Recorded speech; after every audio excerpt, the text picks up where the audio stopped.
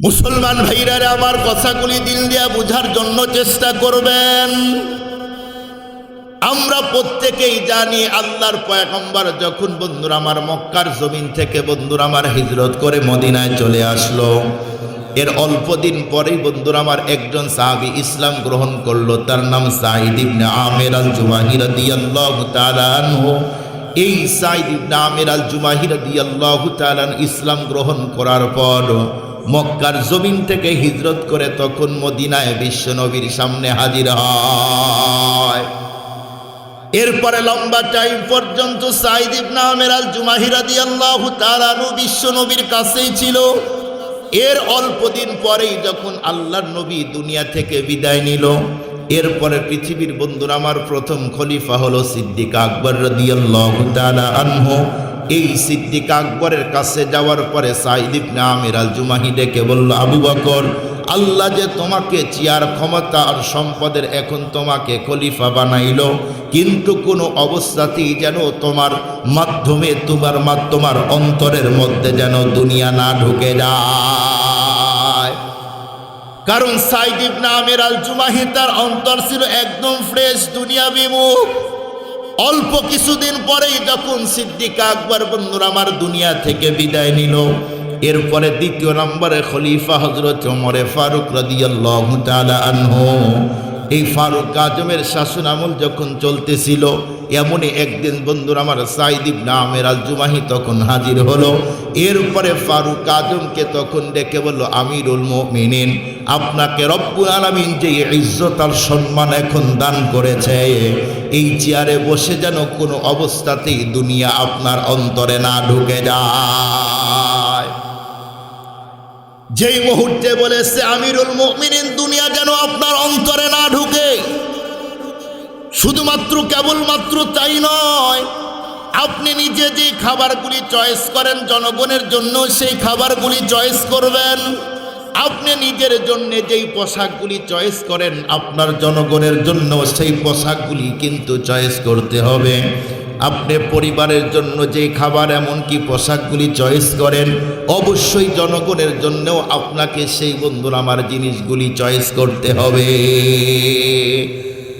আর যদি আপনি শুধুই নিজের পরিবার আর নিজের জন্যই পাগল হন, কিয়ামতের দিন রব্বুল আলামিন আপনাকে ছাড় দিবে না। এ কথা বলতে বলতে ফারুক আজম সেই মুহূর্তে সাঈদ ইবনে আমির আল জুমাহির হাতটা ধরে বলল, সাঈদ, তুমি তো অবশ্যই আমাকে চমৎকার একটা নসিহত করে দিলে, কিন্তু আমি অনেক দিন ধরে ভাবতেছি হিমস নগরীতে একজন আমার গভর্নর প্রয়োজন, কিন্তু আমি সেই জায়গায় কাকে পাঠাবো? আমি খুঁজে খুঁজেই এখন তোমাকেই পেয়ে গেলাম। যেই মুহূর্তে সাঈদ ইবনে আমির আল জুমাহিকে ডেকে বলল, সাঈদ, এই মুহূর্তেই তোমাকে আমি হিমসে গভর্নর করে পাঠাবো। সাঈদ ইবনে আমির আল জুমাহি বলল, আমিরুল মুমিনিন, না না না, কোনো অবস্থাতেই আমি সেই জায়গার গভর্নর হতে চাই না। ফারুক আজম সেই মুহূর্তে তখন ডেকে বলল, সাঈদ, তুমি আমাকে অনেক নসিহত করলে, আর তুমি এই মুহূর্তে আমার অর্ডার মানবে না, তা কোনো অবস্থাতেই হতে পারে না। মুসলমান ভাইরা আমার কথাগুলি একটু পূর্ণ মনোনিবেশ দিয়ে শোনার চেষ্টা করেন। এক পর্যায়ে ফারুক আজম ডেকে বলেছে, সাঈদ, অবশ্যই তোমাকে যেতে হবে। সাঈদ ইবনে আমির আল জুমাহি বন্ধুরা আমার যখন কোনো অবস্থাতেই রাজি হয় না, ফারুক আজম বন্ধুরা আমার যখন বারবার তার রিকোয়েস্ট করলো, সাঈদ ইবনে আমির আল জুমাহি সেই মুহূর্তে তখন ডেকে বলল, আমিরুল মুমিনিন, অবশ্যই আপনি যদি অর্ডার করেন এখন তো আমাকে যেতেই হয়। ফারুক আজম তখন ডেকে বলল, সাঈদ, তোমাকে আমি হিমসে গভর্নর করে পাঠাবো, তোমার জন্য কি এক্সট্রা কোনো বেতন ধরতে হবে কি না? সেই মুহূর্তে সাঈদ ইবনে আমির আল জুমাহি তখন ডেকে বলল, আমিরুল মুমিনিন, আমার জন্য আলাদা করে কোনো বেতন ধরার কোনো প্রয়োজন নাই। বাইতুল মাল থেকে আমার জন্য বন্ধুরা আমার যেই বেতনটা ভাতা যেই বরাদ্দ হবে, আমার সেইটা হলে কোনো রকম করে সংসার যাবে, এক্সেস কোনো টাকা আমার কোনো জরুরত প্রয়োজন নাই। মুসলমান ভাইরা আমার যেই মুহূর্তে কথা বললেন, ফারুক আজম সেই মুহূর্তে সাঈদকে হিমসে পাঠায়। সাইদ ইবনে আমির আল জুমাহি রাদিয়াল্লাহু তাআলা আনহু সেই মুহূর্তে বন্ধুরা আমার যখন হিমস নগরীতে গেল, এরপরে লম্বা বন্ধুরা আমার প্রায় 1 বছর পর্যন্ত যখন সেখানকার গভর্নর হিমস নগরীর অনেক মানুষগুলি বন্ধুরা আমার একদিন ফারুক আজমের সাথে সৌজন্য সাক্ষাৎ করতে আসলো। ফারুক আজম সেই মুহূর্তে তাদেরকে ডেকে বলল, তোমরা তো হিমস নগর থেকে এসেছো, আমি জানতে চাই তোমাদের কাছে তোমাদের দেশের গরিব মানুষ আছে কিনা। লোকগুলি সেই মুহূর্তে বলল, আমিরুল মুমিনিন আছে। ফারুক আজম বলল, যাও এই মুহূর্তে গরিবদের একটা লিস্ট আমার কাছে হাজির করে দাও। সেই মুহূর্তে বন্ধুরা আমার লোকগুলি একটা মিটিং কল করলো। এরপরে যখন তারা মাশওয়ারা করলো, এরপরে বন্ধুরা আমার প্রায় 100 জনের একটা লিস্ট তৈরি করে ফারুক আজমের সামনে যখন বন্ধুরা আমার যখন তার সামনে হাজির করে দিল, সেই মুহূর্তে ফারুক আজম লিস্টটা দেখার পরে সর্বপ্রথম যেই নামটা দেখলো সেটা হলো সাইদ ইবনে আমির আল জুমাহি। ফারুক আজম তখন ডেকে বলল, এই সাইদটা আবার কে? আমি তো একজন সাইদকে চিনি, যাকে আমি গভর্নর করে পাঠাইছি। এই সাইদ ইবনে আমির আল জুমাহি ইনি কে? সেই মুহূর্তে বন্ধুরা আমার হিমসের মানুষগুলি ফারুক আজমকে ডেকে বলল, আমিরুল মুমিনিন, ইনি তো আমাদের সেই গভর্নর সাইদ ইবনে আমির আল জুমাহি। আল্লাহু আকবার বলেন, আল্লাহু আকবার। সম্মানিত মুআজ্জাজ মুহতারাম হাজিরিন, আপনাদের সর্বপ্রথম আগে জানতে হবে হিমসনগর কোন জায়গা?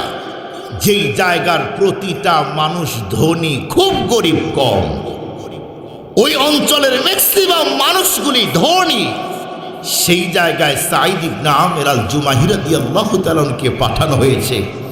বলুন তো দেখি, ওই জায়গার প্রতিটা মানুষ যদি ধনী হয়, যেমন বোঝার জন্য আপনাদেরকে বলি, আমাদের দেশে যেমন দেখলাম প্রায় 16 বছর শুধুই উন্নয়ন আর উন্নয়ন। মনে আছে কি আপনাদের?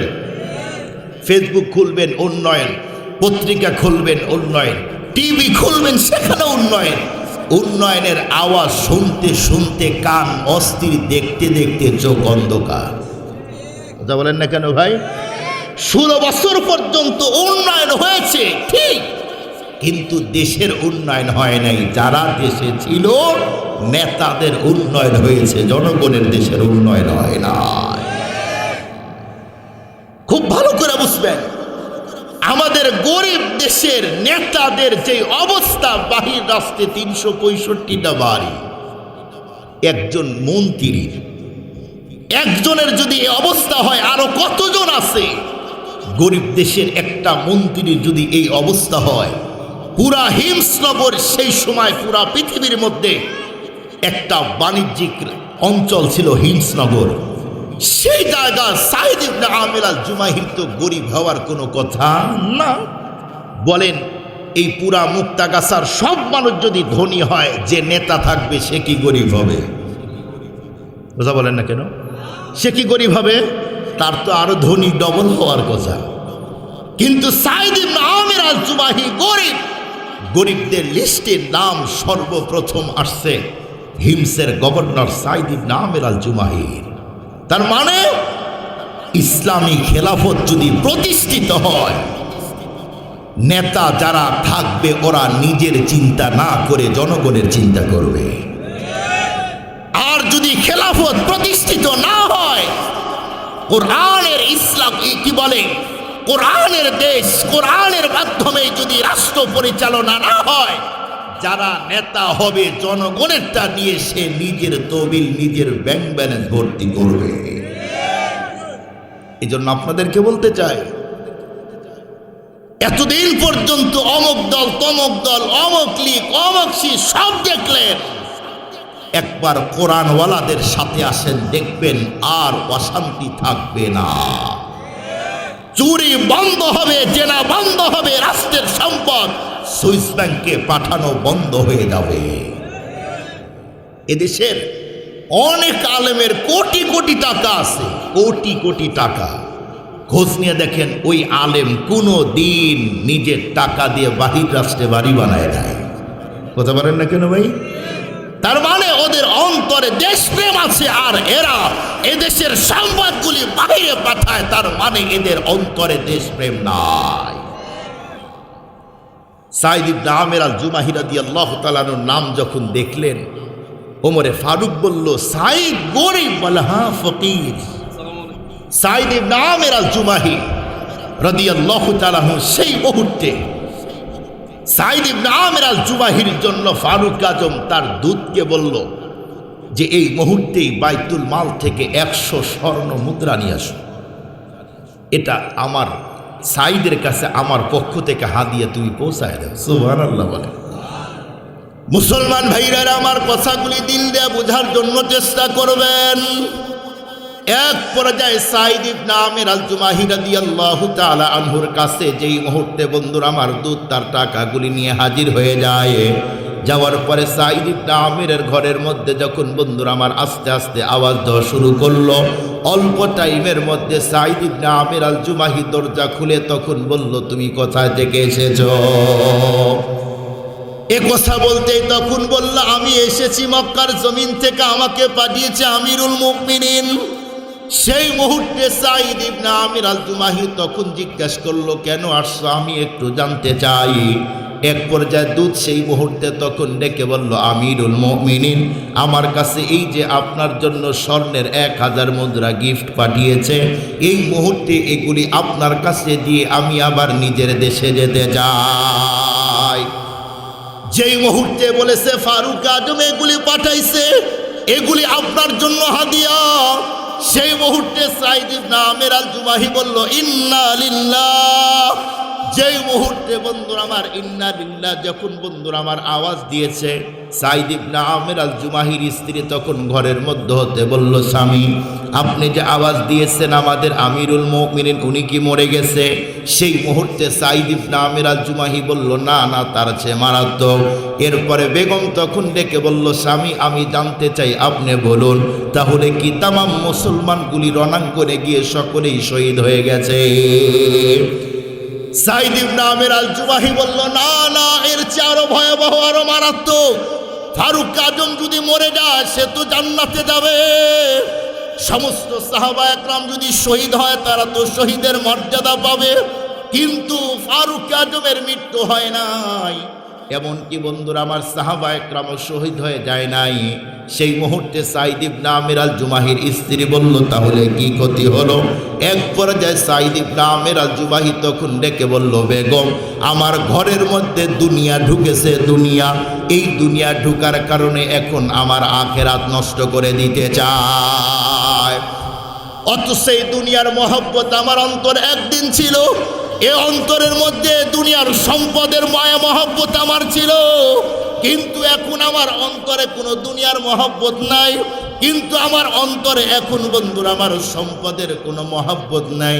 অথচ রব্বুল আলামিন আমাকে দুনিয়াতে পাঠিয়েছে, আমি একজন মুসাফির, আমার কোনো অবস্থাতেই যেন আখিরাতের নৌকা আমার দুনিয়াতেই ডুবে না যায়। মুসাফির হর কুজা বাসদ ওতন রায়াদ মিদারত, মুসাফির হর কুজা বাসদ ওতন রায়াদ মিদারত, চুবুলবুল বর কফজ বাসদ চমন রায়াদ মিদারত, क्या समाना लय मुसाफिर सफर तेरा है बईद, रुंज के दुनिया में किश्ती मौज तोहफा है मजीद, देख लो आए किश्ती बानो किश्ती अपना देख लो, गहराए दरिया के अंदर किश्ती ना डूब जाने दो। अल्लाहु अकबर बोलें। সাইদ ইবনে আমের আল জুমাহি সেই মুহূর্তে বেগমকে ডেকে বলছে, বেগম রব্বুল আলামিন আমাকে দুনিয়াতে পাঠিয়েছে আখিরাতের নৌকার মধ্যে, আমার যেন দুনিয়ায় চলতে গিয়ে আখিরাতের নৌকা ডুবে না যায়। সেই মুহূর্তে সাইদ ইবনে আমের আল জুমাহির স্ত্রী ডেকে বলল, স্বামী আপনি কোনো অবস্থাতেই বিন্দুমাত্র আপনি পেরেশান করবেন না। আল্লাহু আকবার বলেন, আল্লাহু আকবার। সাইদ ইবনে আমের আল জুমাহি বলতিছে, বলো কি তুমি, দুনিয়া ঢুকেছে আখিরাত নষ্ট করে দিতে চায়, আর তুমি বলতিছো যে পেরেশান করেন না। বলে, হ্যাঁ, পেরেশান করার কি দরকার? সাইদ ইবনে আমের আল জুমাহি বলল, পেরেশান করব না, এত টাকা, হাজার হাজার লক্ষ লক্ষ টাকা আমার ঘরের মধ্যে ঢুকলো, এখন আমার আখিরাত নষ্ট করে দিতে চায়। সাইদ ইবনে আমের আল জুমাহির স্ত্রী বলল, পেরেশান করেন না, সব টাকা আপনি হিমসের গরিবদের মাঝে বন্টন করে দেন। সুবহানাল্লাহ বলেন। মুসলমান ভাইরা আমার কথাগুলি ঠান্ডা মাথায় বুঝার জন্য চেষ্টা করবেন।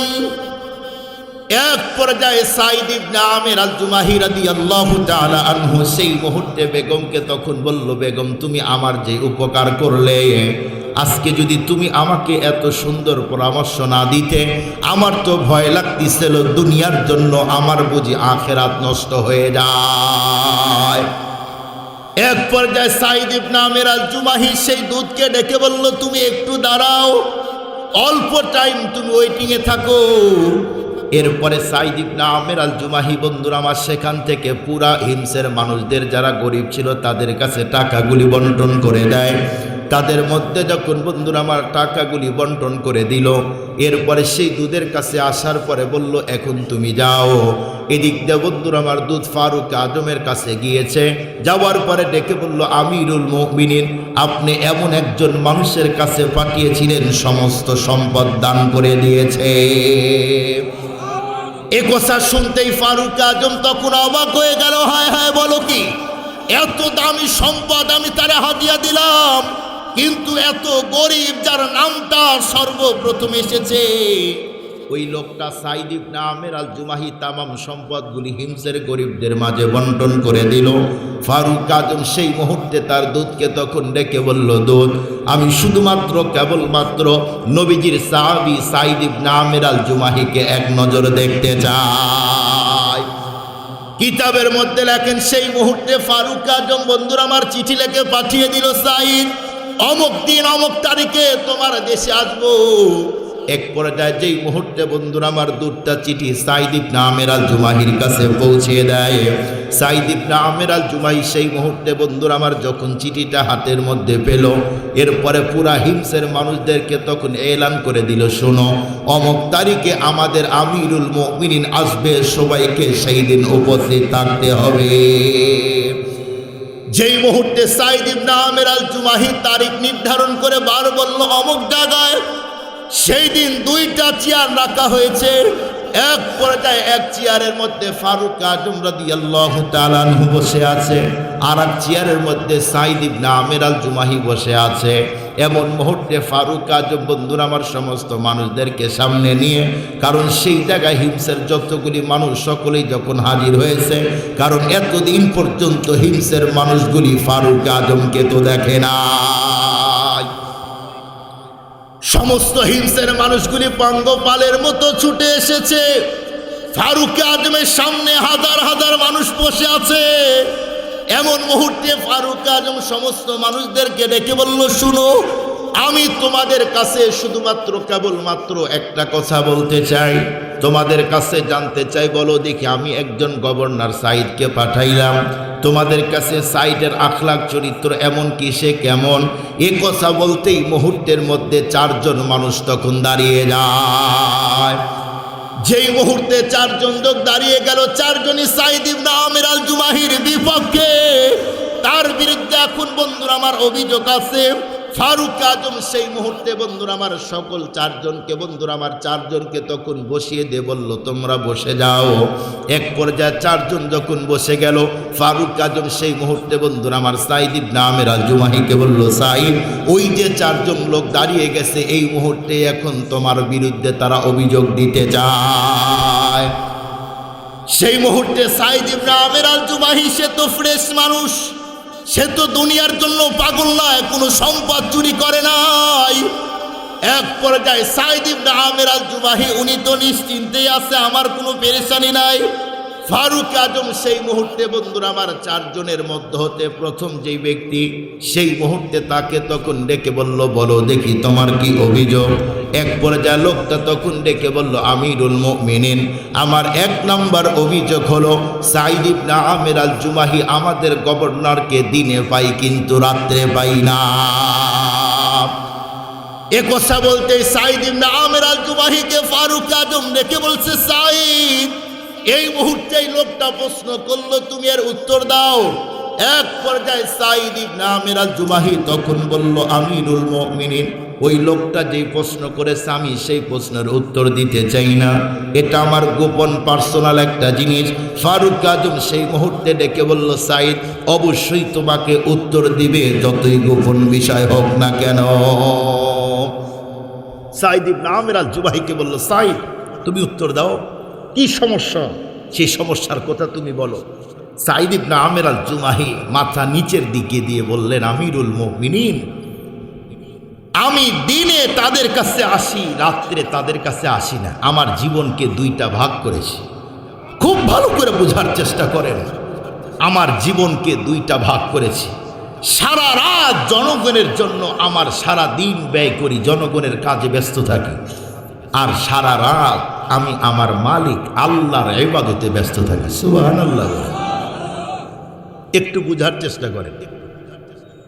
সাঈদ ইবনে আমির আল জুমাহি একজন গভর্নর, সারা দিন মানুষের সেবা করে, রাত্রে কার ইবাদত করে? জোরে বলেন, জোরে বলেন, কার?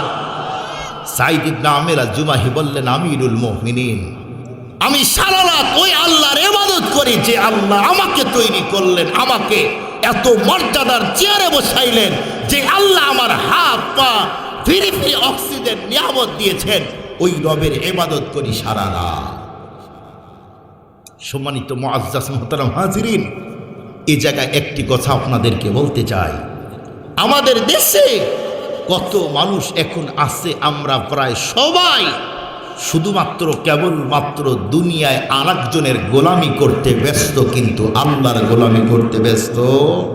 জোরে বলেন না। কেউ সন্তানের গোলামি করে, কেউ স্ত্রীর করে, কেউ বাবার করে, কেউ মায়ের করে, কেউ ওস্তাদের করে, কেউ নেতার করে, কেউ নেত্রীর করে, কিন্তু যেই মালিক আমাকে কোটি কোটি নিয়ামত দিয়া লালন করলো, ওই মালিকের ইবাদতে আমরা ব্যস্ত হই না। অথচ আমার আল্লাহ আমাকে কত নিয়ামত দিলেন, যেই নিয়ামতের কোনো শেষ নাই, যেই নিয়ামতের কোনো শেষ নাই। আমার যদি দুইটা চোখ নষ্ট হয়, তামাম দুনিয়াকে কয়েকশো কোটি মিলিয়ন বিলিয়ন ট্রিলিয়ন বার বিক্রয় করলে আমার দুইটা চোখ কি আর কেউ দিতে পারবে? কথা বলেন না। পৃথিবীর কোনো ডক্টরের কাছে দুইটা চোখ আপনি পাবেন না, অথচ এই দুইটা চোখ দিলেন কে? দেখার যোগ্যতা দিলেন কে? শোনার যোগ্যতা দিলেন কে? ওই মালিকের গোলামি করার দরকার আছে না নাই? এরপরে ফারুক আজম তখন বললেন, এই দ্বিতীয় নাম্বার দাঁড়াও, তোমার কি অভিযোগ? যেই মুহূর্তে দ্বিতীয় নাম্বার ব্যক্তিকে বললেন, উনি দাঁড়িয়ে বললেন, আমিরুল মুমিনিন, আমার দ্বিতীয় নাম্বার অভিযোগ হলো খলিফা কি বলে হিমসের গভর্নর সাঈদ ইবনে আমির আল জুমাহি মাঝে মাঝে অফিস টাইমে আসতে লেট করে। সাঈদ, তোমার কি দায়িত্ব নাই? তুমি লেট করে আসো কেন? সাঈদ ইবনে আমির আল জুমাহি ছোট হয়ে বলতেছেন, আমিরুল মুমিনিন, আমার বাড়িতে কাজের বুয়া তো নাই, আমার তো গোলাম নাই, আমার তো কোনো কাজের মানুষ নাই, আমার স্ত্রী পুরা সংসারের কাজ একা একা করতে পারে না, আমি মাঝে মাঝে আমার স্ত্রীকে একটু কাজে হেল্প করতে গিয়ে আমার লেট হয়ে যায়। সুবহানাল্লাহ বলে। তার মানে কি বুঝলেন? সাঈদ ইবনে আমির আল জুমাহি সাহাবী, উনিও স্ত্রীদের কাজ করে দিয়েছেন।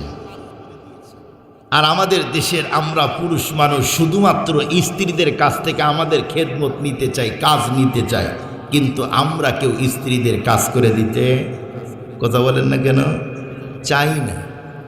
অথচ আল্লাহর কোরআনে আল্লাহ বলেন, ওয়াশিরুহুন্না বিল মারুফ, তুমি স্ত্রীর মনোরঞ্জন করো, স্ত্রী কি করলে খুশি হয় ওই ফিকিরটা একটু করো, আল্লাহ বলেন। অথচ আমরা সারা দিন পুরুষ ভাবি যে আমার মন আমার স্ত্রী খুশি করবে, কথা বলেন না কেন ভাই?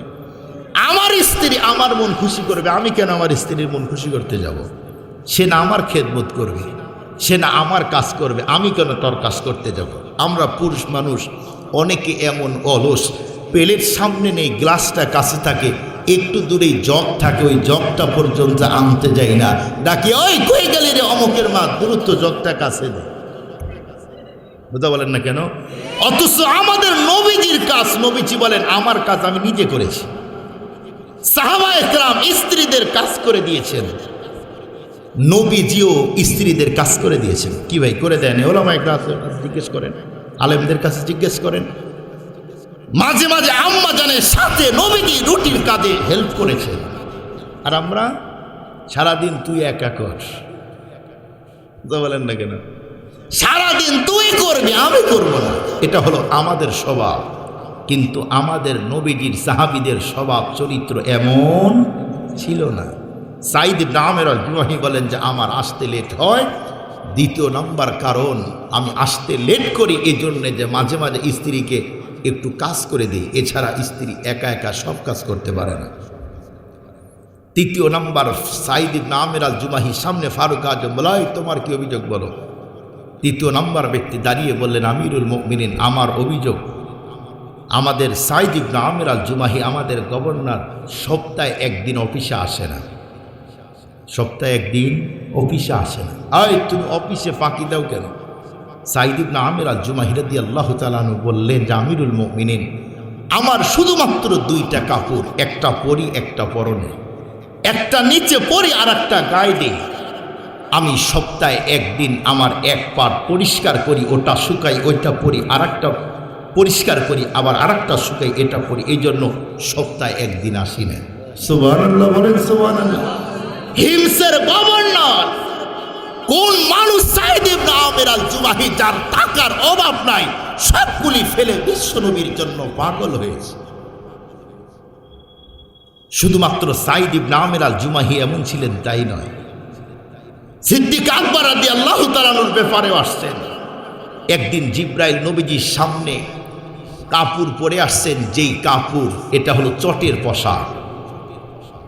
বিশ্বনবী সেই মুহূর্তে সিদ্দিকা বন্ধুরা আমার জিবরাইলকে বলল, জিবরাইল তুমি আমার কাছে যেই মুহূর্তে আসো, আমি তোমার পরনের মধ্যে কত সুন্দর জান্নাতের পোশাকগুলি দেখি, কিন্তু আজকে তোমার পরনের মধ্যে চটের পোশাক।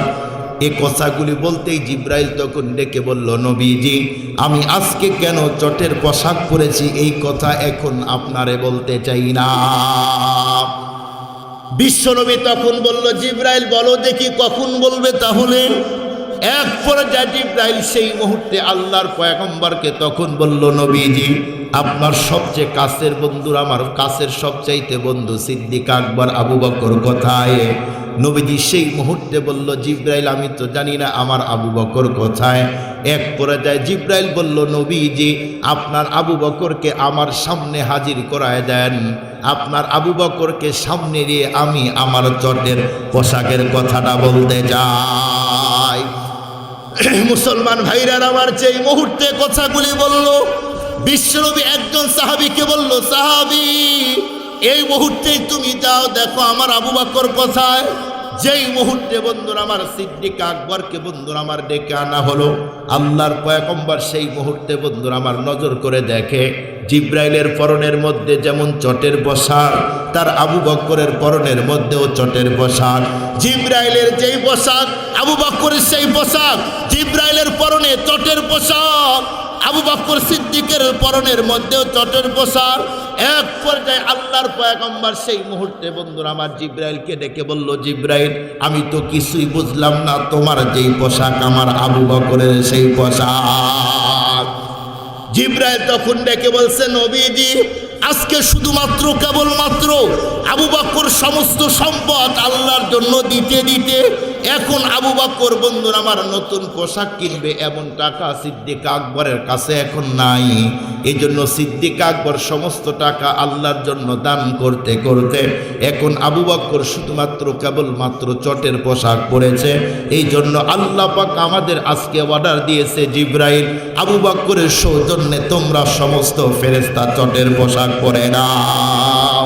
আল্লাহু আকবার বলেন, আল্লাহু আকবার।